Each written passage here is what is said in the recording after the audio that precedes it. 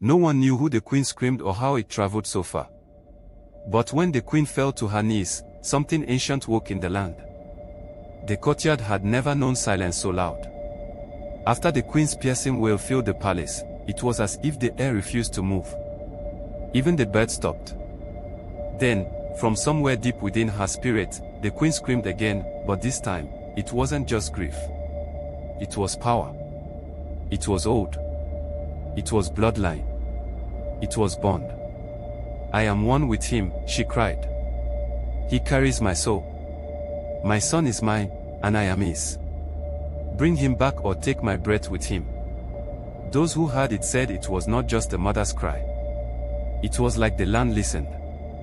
The skies darkened slightly. The air felt charged. Something stirred. That night, an old palace cook, the one who had once seen the queen give secretly to the poor, approached her chamber with trembling hands.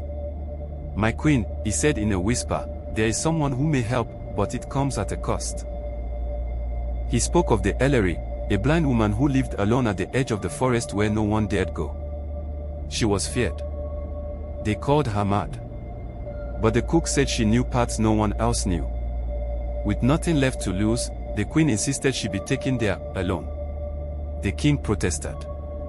"You not step into darkness chasing shadows," he said sternly.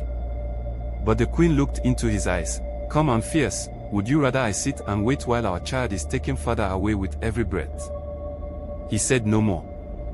The queen found Ellery waiting, sitting in the dust, eyes white as chalk. Without looking up, Ellery spoke. "He's alive. But only love that bleeds can bring him back." The queen bowed her head. "Then let me bleed." What happened next was never fully told.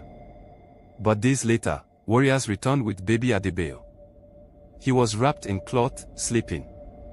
He had been found not far from the Ijaw border, alone, safe, and untouched, resting beneath a tree, as if laid there gently.